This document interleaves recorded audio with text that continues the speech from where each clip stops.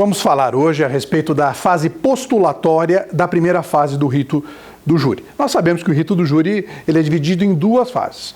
Na primeira fase existe o oferecimento da denúncia e vai terminar com a pronúncia, impronúncia, desclassificação ou absolvição sumária. Ultrapassada essa fase, com a preclusão da pronúncia, aí sim se inaugura a etapa propriamente dita do julgamento pelo júri. Mas essas duas fases, elas são divididas, cada uma delas, a primeira e a segunda fase, em três etapas. Tem uma etapa postulatória, em que as partes requerem a produção de provas, uma etapa instrutória, em que são produzidas as provas, e uma etapa decisória. Isso vale para a primeira, isso vale para a segunda fase. Na primeira fase, qual é a etapa postulatória? O oferecimento da denúncia, que nada mais é que uma proposta da acusação, uma proposta do Ministério Público, a defesa, a resposta à acusação por parte da defesa, o requerimento, então, depois, de provas por parte da acusação e da defesa, a produção dessas provas, que é a etapa instrutória, e no final, a decisão. O juiz pronuncia, impronuncia, desclassifica ou absolve sumariamente. Em relação à segunda fase do rito do júri, também nós temos uma etapa postulatória, em que na fase do artigo 422 o Ministério Público requer a produção de provas, a defesa pode requerer também a produção de provas. Depois, no julgamento propriamente dito pelo Tribunal do Júri, a fase da instrução, da produção de provas, e no final, na sala secreta, os jurados decidem, condenam ou absolvem o acusado. É a fase final, a etapa decisória. Então nós já sabemos, a primeira e a segunda fase são divididas em três etapas: etapa postulatória, instrutória e no final decisória. Então vamos falar hoje a respeito da etapa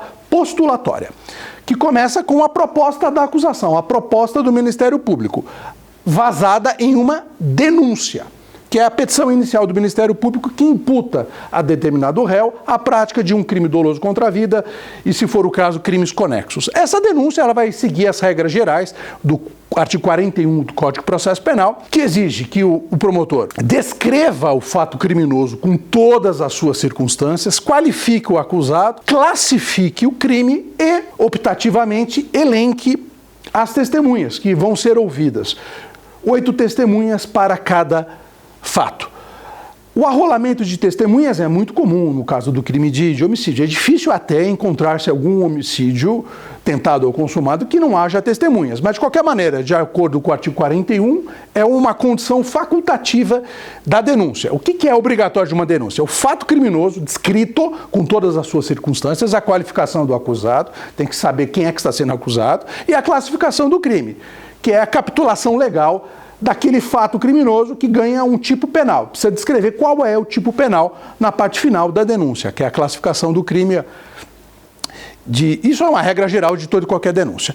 O que é interessante em relação ao rito do júri é a resolução 243 de 2021 do Conselho Nacional do Ministério Público, que recomenda aos promotores de justiça, em todos os crimes, e se inclui o crime doloso contra a vida, que estipulem, que requeiram na denúncia, que seja estipulado, que seja determinado um valor mínimo de indenização por danos materiais e morais decorrentes do crime. Essa resolução ela vai ao encontro do artigo 387, inciso 4 do Código de Processo Penal, que estabelece essa possibilidade do juiz fixar na sentença, no caso de uma sentença condenatória, uma indenização mínima pelos danos sofridos pela vítima ou pelos familiares da vítima em razão da prática do crime, uma indenização pelos danos materiais e morais.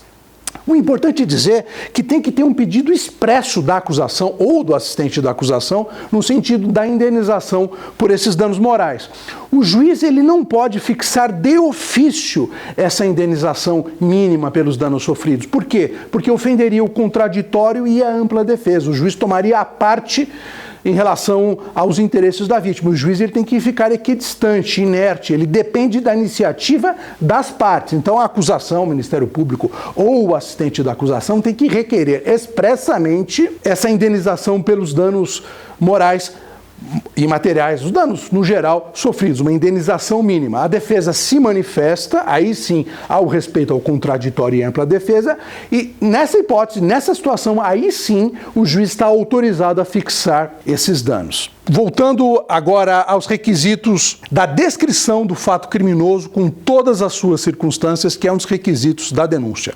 É importante que seja descrita a conduta da autoria ou da participação. Não basta utilizar-se, por exemplo, do artigo 29 do Código Penal e dizer que o réu concorreu de qualquer forma para a prática do crime. Concorreu como para a prática do crime? Como é que ele participou do crime? Tem que preencher a denúncia com fatos. Não é possível jogar-se na denúncia conceitos abstratos jurídicos. Então a descrição é fática da conduta de autoria ou de participação. Como é que houve a autoria, como é que houve a participação. Da mesma maneira, tem que ser descritas faticamente as qualificadoras. O crime foi cometido por motivo torpe. Qual motivo torpe? O crime foi cometido por motivo fútil. Consistente no quê? No que consistiu a futilidade?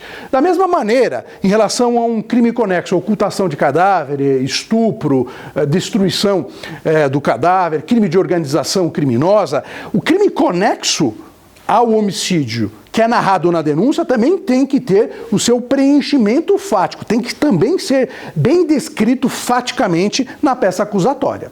Isso é muito importante porque nós temos essa correlação entre a denúncia, a pronúncia e o questionário. Tem que haver uma coerência entre essas três fundamentais peças processuais. A denúncia, a proposta acusatória, ela imputa ao réu determinado crime, determinadas circunstâncias, qualificadoras, causas de aumento de pena. Isso tem que se refletir na pronúncia, em que o juiz vai aceitar ou não, parcial ou totalmente, aquela proposta acusatória.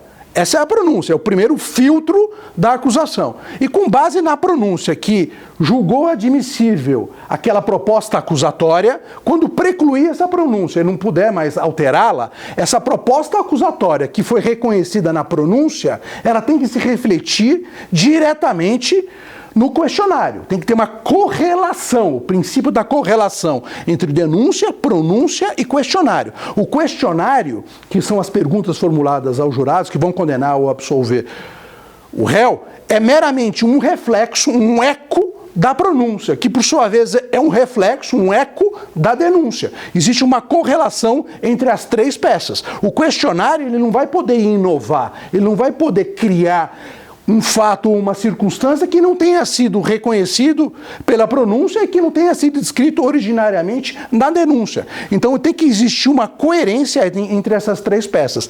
Havendo a coerência entre essas três peças e sendo formulado um questionário fático, que seja um reflexo da denúncia e da pronúncia, a chance de haver uma possível nulidade pelo questionário torna-se mínima.